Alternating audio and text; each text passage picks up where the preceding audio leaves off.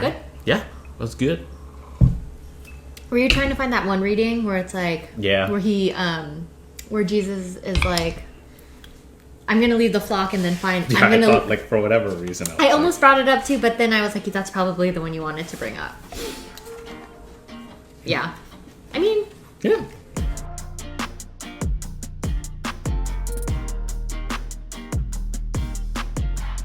Welcome to the Gospel Truth. I'm Dean. And I'm Audrey, and this week we are celebrating the 16th Sunday of Ordinary Time. Oh, 16 already? Yeah, Jeez. 16. And I believe we're well past the halfway mark of the liturgical year. Yes. So yeah. We've gone through a lot. Yeah.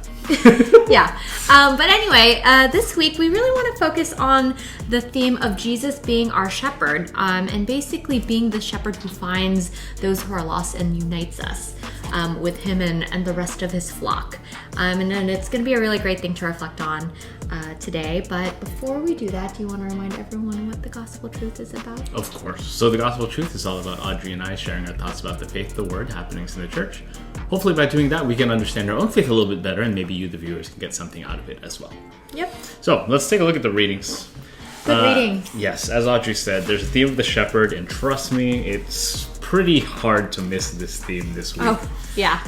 So we have a reading from the prophet Jeremiah, and in that first reading, he's saying, "Woe to the shepherds who mislead and scatter the flock of my pasture." And he's basically saying, you have not cared for my pasture, and I will punish you for your evil deeds. So that's kind of that Old Testament God. Yeah. But he's also saying, I will appoint shepherds for them who will shepherd them, and I will bring them back to their meadows. Mm-hmm. And God's basically saying, like, look, there's gonna be a righteous shoot to David, aka Jesus, that is going to do right and is going to bring the flock back where they belong. Which is great. The psalm. One of your favorites? It's like my favorite psalm. The Lord is my shepherd. There is nothing I shall want. This is such a beautiful... I'm not going to sing it today. Okay. But I can sing it. Okay. Because of copyright and trademark. Can't, I don't want to get... Yeah, that's the reason. DMCA'd because of that. But anyway, this is such a beautiful psalm because it basically provides you the comfort of knowing what it means to be a member of God's flock. Mm-hmm. He's basically, or the psalm is basically saying, like, God is going to lead me to virgin pastures with water. He's going to be with me even though I'm walking amidst evil. And he's just going to bless me with so much. It's such a beautiful psalm. Love this psalm. Beautiful psalm. Yeah, absolutely. And, they sing it during funerals as well. It's a common funeral psalm because of the comfort that it's supposed to provide. A lot of hope. Yes. Too. Yes, it's so very beautiful. hopeful. Yeah. In the second reading from letter St. Paul to the Ephesians, again, that theme of sort of being away from God but coming back to him. Mm-hmm. St. Paul is saying, you who were once far off have become near.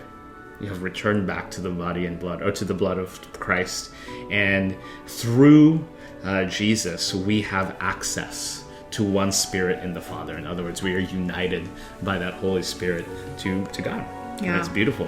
And then in the Gospel, now, if I'm not mistaken, oh no, I take it back. I'm not going to say this. But in this Gospel, you see here that Jesus is sort of, trying to go somewhere deserted. Mm-hmm. Yeah. It looks like he kind of wants to take a break. Mm-hmm. But people heard about this and they started following him. And this is like the most important part of one line in the Gospel, in my opinion. His heart was moved with pity for the crowd, for they were like sheep without a shepherd. And he began to teach them many things. So you can kind of see, like, Jesus is trying to catch a break. And then he sees everyone following him because people, like, need this leadership. And he's like, oh my goodness, like, I have to help these people out. Yeah, it's a powerful ending to a really strong set of readings this weekend, I think. And obviously, if you haven't picked it up yet, it's really about Jesus being the shepherd, or this idea of straying away from the flock and finding your way back. Yeah, and right? it's you hear about these images of Jesus being a shepherd.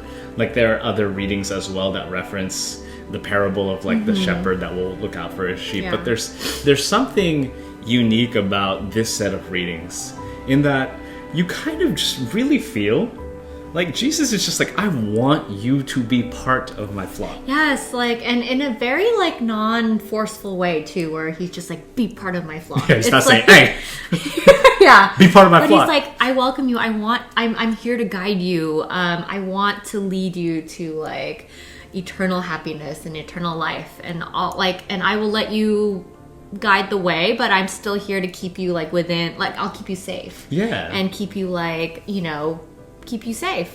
And it's interesting because he's not, like, angry at those that are wandering aimlessly. Yeah. Like, it says he pities them. Yeah, he's sad. And it's like, oh my goodness, like, all these people don't have any direction. It's like, I want you to know that I'm here for you. Not, I will make you follow me. Yeah. It's just sort of like, I want you to be part of my flock. Yeah. He just desires that for you. Yeah, and let's, I mean, you know, bring it to today, right? Let's think about those times where we're human, right? So I'm sure we've all had our moments where we've been kind of like instilled with doubt. Yeah. Because of, you know, the events of life, things that happen to us, and that's normal and that's human, as we've mentioned many times before.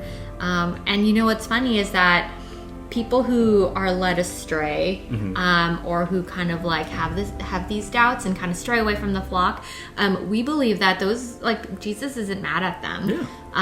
But rather the people that, you know, God would be disappointed in are the people who actually continue misleading those who have gone astray, right? Yeah, like you saw in the first reading, that Old Testament God that was just like, hey, like, why are you misleading my flock? You didn't do a good job with them. Like, that's sort of where the anger is. Yeah, right. It's not the fact that you may have lost your way. It's that maybe some people are actively misleading. Yeah, and they're keeping you off the path, right? And keeping you from coming back. Yeah, and there's you know, unfortunately, there are a lot of people in our world today that sort of profit off of that, right? Profit, like false prophets that, you know, lead the flock in different directions or preach some sort of like really weird, perverted message.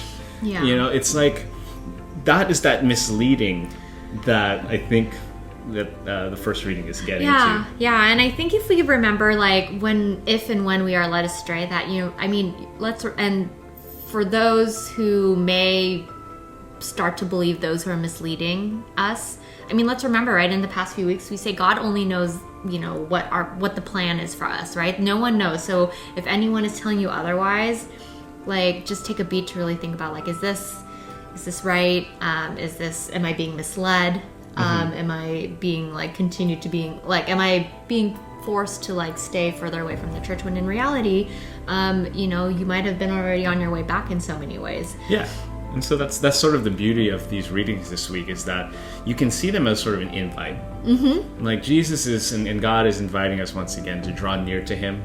It's like, you know, you may have strayed. Like, there may have been a reason why you maybe don't pray as often or don't go to church as often, if at all. And it's sort of just an invitation to be like, you know what? Like, my doors are always open. Yeah. My flock always has room for someone else. So as long as you're willing to give me a chance and give the flock a chance, like, there will be room There's for space for you. Yeah. And when you return, he's not going to tell you how and, you know, what your path should be.